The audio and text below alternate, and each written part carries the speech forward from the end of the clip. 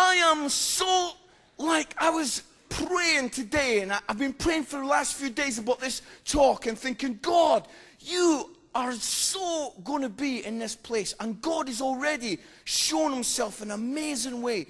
And God is here, and he wants to kind of really speak to us. And we got to be open for that. We've got to be saying, God, what do you want to speak to me about tonight? What do you want to say? And there was this amazing verse in the Bible, and it's in John. And I want to just read it to you because it's brilliant words. John chapter 8, and it says this in verse 36. If the Son sets you free, you will be free indeed. If the Son sets you free, you will be free indeed. Those were Jesus' words. Jesus said, if the Son sets you free, you will be free indeed. And you know, I bring this amazing message tonight about there really is true freedom in Jesus. And you're like thinking, well, what does that mean to me? You know, I live in Aberdeen, I'm 14, I've got 12 girlfriends. Yeah, right. And you're kind of thinking, what has that got to do with my life? Well, hopefully by the end of this talk, maybe you'll think, yeah, I can connect those words of Jesus to my life. You see, Jesus said, if the Son sets you free, you will be free indeed. I want to tell you a story about this guy, a guy called Willie Fraser. Now, Willie Fraser was out. It was quite late, and he was quite an old geezer. Maybe, I think I read that he was 60 or 70 years old, and he was trying to get over this fence. And as he was trying to get over this barbed wire fence, he got caught in the fence. And he got his trousers and he got like his shirt caught in the fence. And then what he was trying to do was he was trying to get off the fence, and he got himself completely and totally tangled to the point where he could not get free.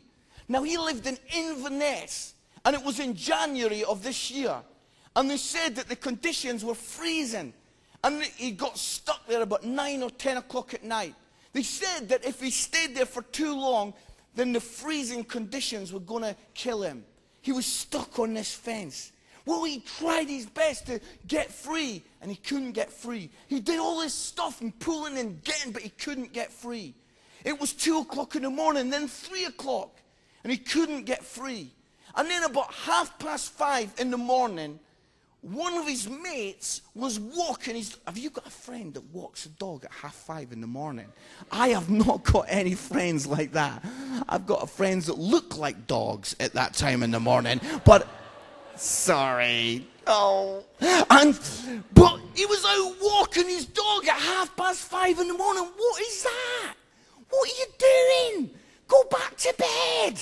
But anyway, he was out there walking his dog, and he saw this figure on the fence, and he went running over, and he saw that it was his mate, Willie Fraser.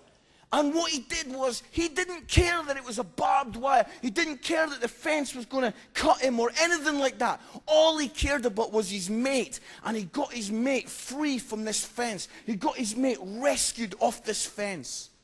Now then, why am I telling you that? I want to say this to you guys, is that the Bible says this. The Bible says that we get ourselves entangled. In Hebrews chapter 12, it says the sin that so easily entangles us. You see, probably most of us in this room would love to get to God. We'd love to be connected with God. But the Bible says that there's something that gets in the way. That we get caught up, we get tied up. It's like that fence. We get all tangled and we can't quite make it to God. And it's a terrible story. And if that was the end of the message, everybody would go here thinking, oh, the music was good, but that Mark, he was a bit harsh. The story about the fence. What's that? But this is the best part of the story, because the Bible says that we were caught up, tangled up. We could not get to God, but God saw our situation. He saw that if we stayed in that condition for too long, then it wouldn't just be about physical death, like Willie Fraser dying physically. It would be spiritual death. And spiritual death, guys, means forever without God. And some geezers will shout words like, eternity without God, hell. Man, And God saw that if we stayed in that condition for too long, that's what was going to happen. But the Bible's amazing because in John 3:16 it says that God sent his Son. And that Jesus came.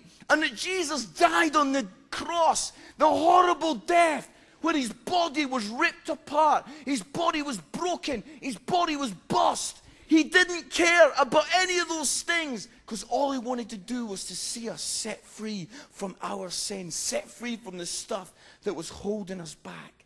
And I can remember the night that I was in a venue when a talk like this was going on, and the man said from the front, people in this place need to understand that Jesus has set them free on the cross.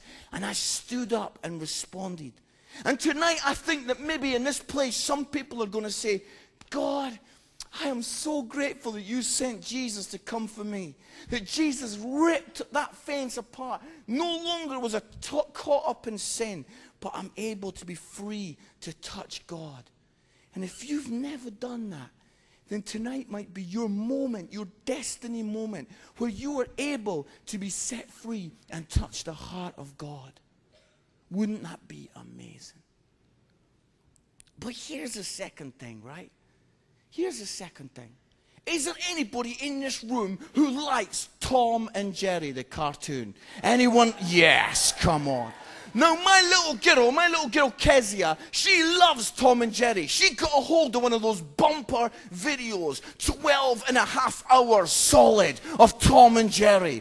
And we sat there and watched it together, sitting there with my little daughter, and she's eating popcorn, and we're watching 12.5 hours of Tom and Jerry. And by about the 8th hour, I was like, just get the mouse. Just get them. I wanted to get into the telly and get the mouse. It's so frustrating.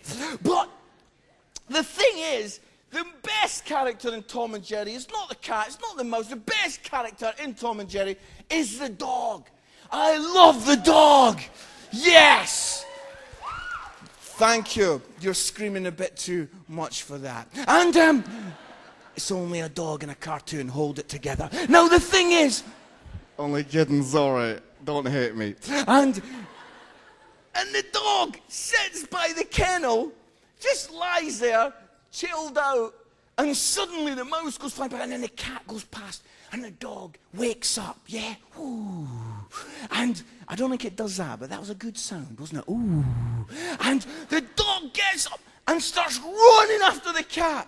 And the dog's running after the cat, and you think, my word, this is it. The dog's going to get the cat. And just when the dog is at the point of reaching the cat, then that lead, yeah, that lead that's been unfurling the whole time, that chain, that's been unfurling the whole time that you never noticed before.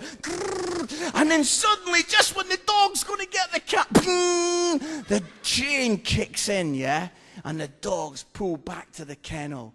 And you know, guys, I know so many young people, so many Christians who live their life like that. You know, they kind of by the kennel, they're doing their stuff, and they start, and they're just about to reach God, and they're just about to touch God, and they feel like they're going to have a connection with God, and then boom, all that stuff, all the bad stuff, all the rubbish stuff, the things that hold us back. Some of us have got habits. Some of us have got struggles. Some of us have got things going on that are like a chain. And just when we feel like we're going to touch the heart of God, it feels like we're pulled back to our kennel. And I can remember as like a young guy just feeling like this. As a young 16-year-old guy going to events saying, God, I've given you my life, but it feels like I'm not free. Because every time I nearly touch your heart, the chain kicks in. Well, you know, guys, I want us to think this through. Because in Hebrews 12, it says we've got to cast off, we've got to throw off the things that hinder us. We've got to get rid of the stuff that holds us back from touching God. Because God's desperate for a relationship with us. He's like, come on, I love you. I want to be connected with you.